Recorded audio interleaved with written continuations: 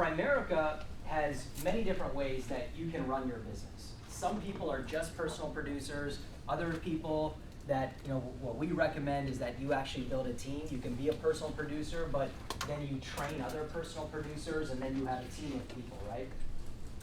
Some people go, me and John were talking about this the other day, they go B2B. So that's a type of sales where you just go to other businesses and you try to open up accounts for businesses, typically investments. And then when you build a relationship with the employees, you can convert that into personal clients as well. Some people do that. Other people do financial seminars and workshops. This is when you can get a bunch of people in a room, and instead of running a system where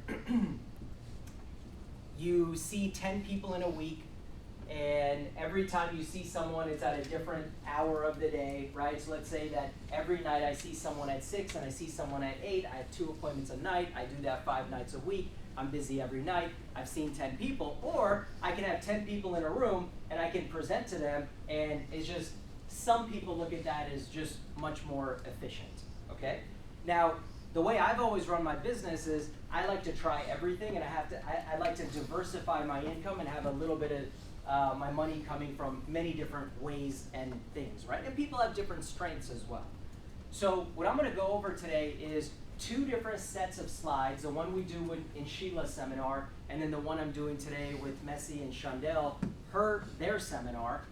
Some of the things that we go over, and I'll show you like what the slides are and how I explain them. I can't do the whole thing, that would take 3 hours, and I'm just going to be speeding through this stuff, but I just want you to see. Because if you can do a seminar, I'm willing to come help you, and I can speak at that seminar, right? You can do some, I can do some. And the way I look at it is, with Sheila's, we do spend, how much do we spend on your seminars? Really, you spend? Like the food? Yeah. Or probably maybe like $500. Okay, so 500, and then they typically bill me like 1 hour for this room, which is several $100, right? So about 800. But if we get 1 client out of the 20 that you typically have, how much do we make? At least like 600 to 1,000 per, or even, it just depends on how much they That's not the way hers is an investment focused seminar, so I look at it as we at least make $3,000 to $4,000, right? So the output is 800, 1,000, whatever, but the return is really, really high. I'm going to do a separate one where I have some people that want to come and bring their friends. These are really wealthy people, right? So if I do it at Morton's and Willa says, hey, it's going to cost you $2,500, if I get 1 client, it'll be $15,000. That's the way I look at it, okay? So that's like the business side of it. And Sheila, you're making more than 600 even on a life policy, so I know you're making. No. I'm saying like 600 to 1,000 per person if they, at least, but more. Oh, per person off yeah. the seminar, yeah. Well, Yeah. When you have 20 people. Yeah. So, anyways, it's nothing. It's nothing. And that's why these financial advisors, they have all these types of free dinners where they invite people out, because the amount of money that you can get back with the nature of the products that we sell, you can make a lot of money. So let's go through this, and I'll show you some of the things that we go over here. I did want to say this though. Anyone can put slides and anybody can present, right? And anybody can order food. But Sheila, what's the hardest part of having a seminar? What do you think it is? It's just, I think, the people being late, right? Just getting them here. She doesn't even know because it's never been hard for her. It's actually getting people in the room, right? So if I told you, Stephen, like, hey, I'll do a seminar for you and all the food is paid for, the question is, can you get 25 qualified people to get into the room? Yeah. And Sheila has been doing that over and over again every quarter for the last 4 years, right? I've talked to other financial people, some of our wholesalers, and I'm like, do you do seminars? They're like, yeah, we do it, right? But on average, because they work with Allstate, all different, and they're like, yeah, usually you get 2-3 people, right? So that's the magic. Today, Messi's going to have, how many people do you expect at yours? 20. 20? That's what I want to hear. 20. So as we go over this, everyone's going to say, I want to do one. No, can you get 20 people in a room? Now, if you want to get 20 people in a room, that means you confirmed a lot more to get the 20 people in the room. right? So anyways, we have some introductions here and stuff like this. Shondell's gonna go over the kind of the state of the market, right? And then what we do. We build financial houses for people. The foundation of a financial house is income protection, because income pays for everything else. So this is something you have to make clear for people, because they think that life insurance is a luxury. It's like, oh, that's just something that I have, or I think retirement is more important to me right now, or getting rid of my debt. Dude, how much harder is it going to be for your wife to retire if you die? How much worse is it going to be for your wife to pay off that debt? How much more difficult if you die? Oh, right now I want to save for my kid's college. I don't want life insurance. What are you talking about? Who's going to pay for your kid's college if you die?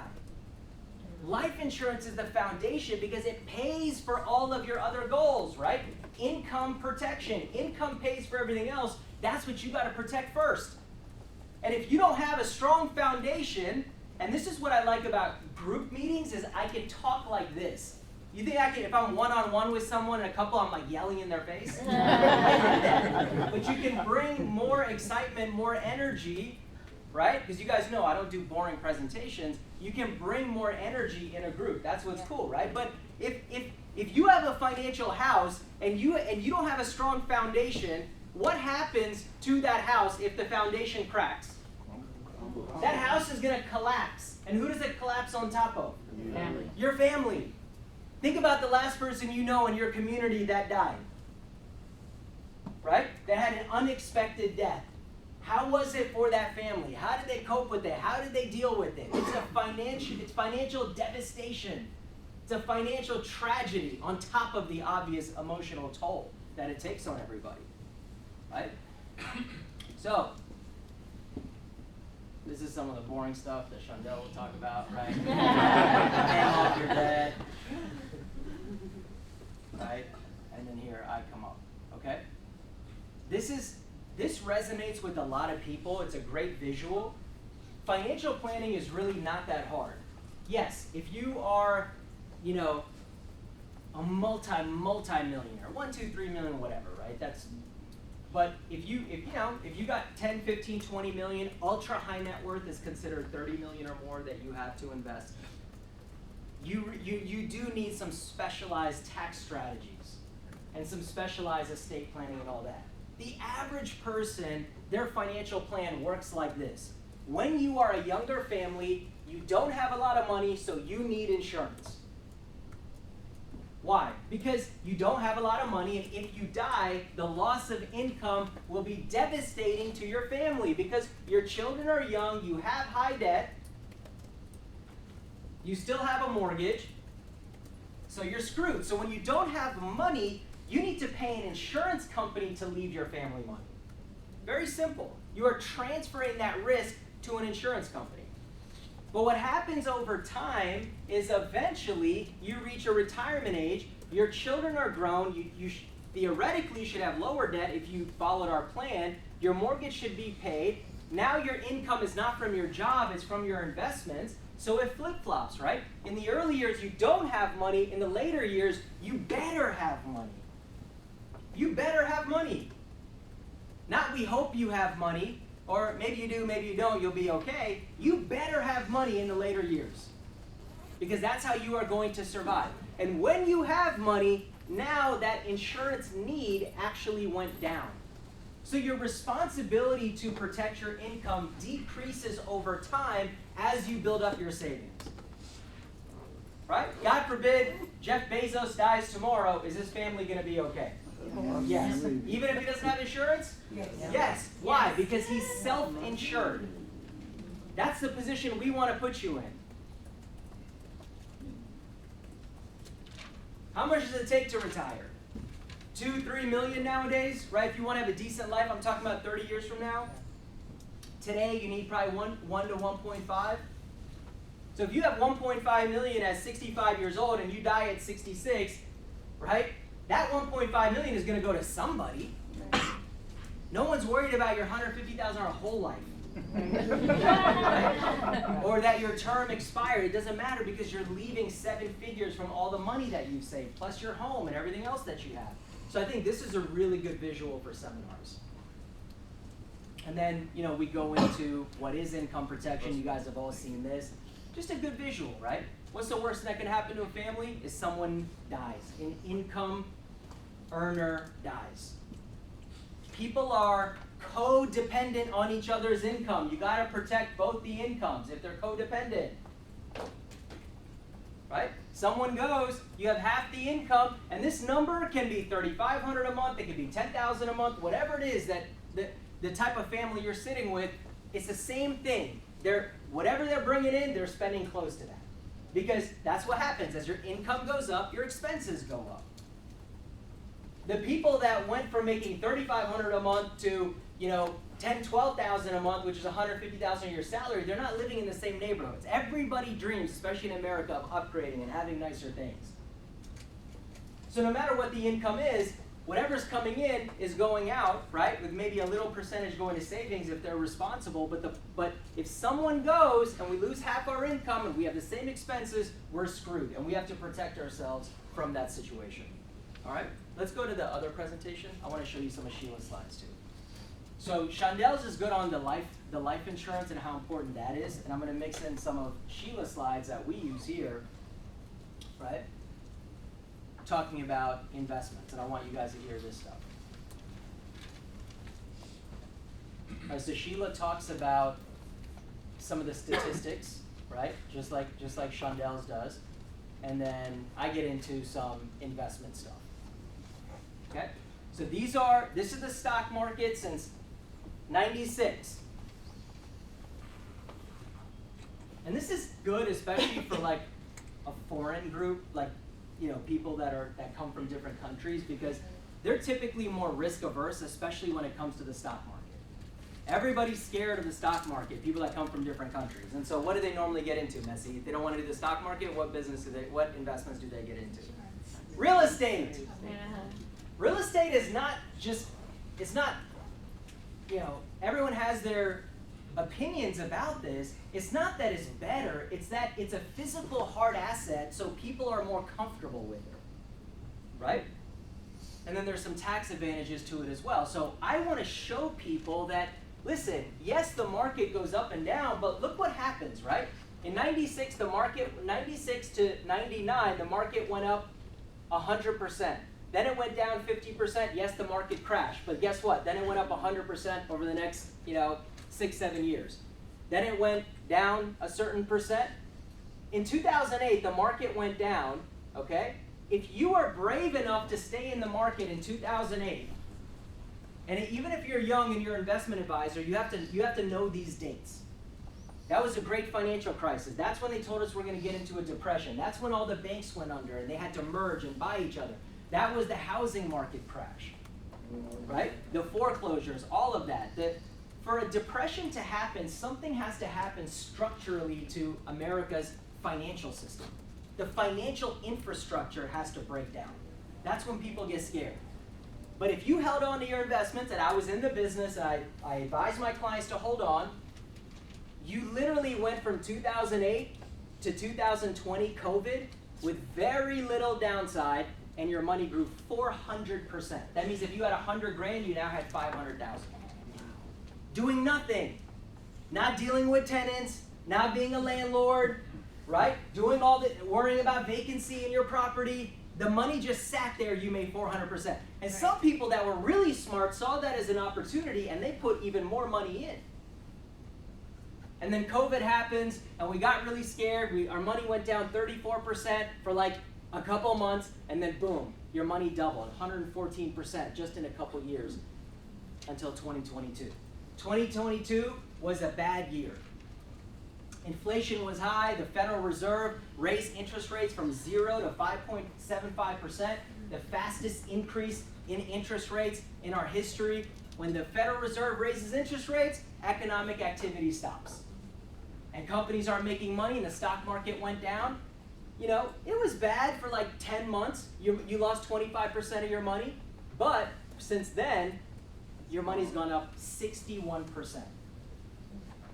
I mean, we have had multiple years of 20% returns in the market. And because of the new administration that's coming in, whatever your thoughts are, it's stock market and business friendly. The analysts are saying this is the friendliest administration to business and the market in a very long time. Which means what?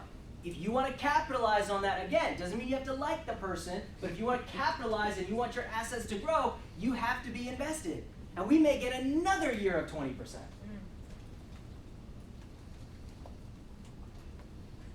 Meanwhile, read a couple articles on the housing market, which they're saying we may go through another year of interest rates for homes being above 6%. I'm not saying that's a good thing, and it's hard for young people to buy homes. That's a problem. Okay? It doesn't mean values are going to go down, but different market right now, no inventory.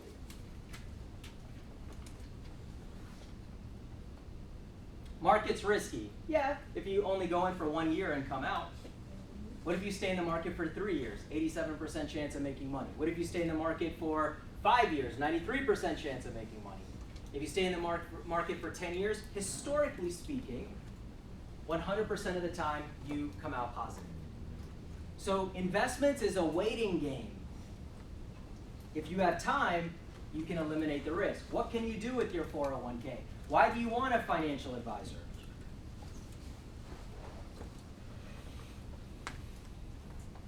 You know, my friend's really smart. He manages his own money.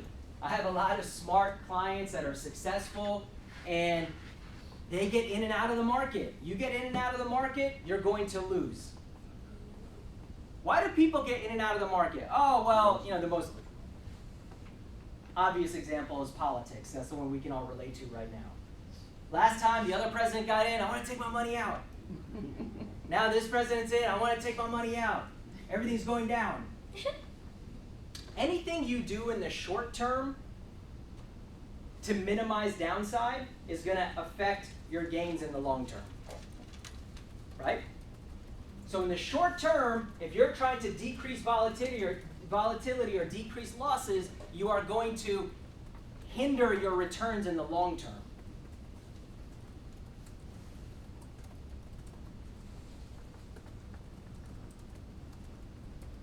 What products do people need when they're 20 to 45 years old versus 45 to 65 years old? When you reach a certain age, we can offer you different things.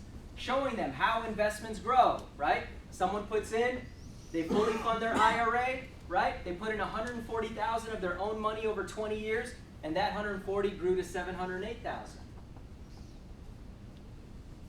Over time, 30 years, you put $200,000 in your IRA collectively, right? You've withdrawn $1.3 million from a $200,000 investment. Oh, by the way, today you still have $3 million left over. Just stupid numbers that no one even, our brains can't even comprehend. Right.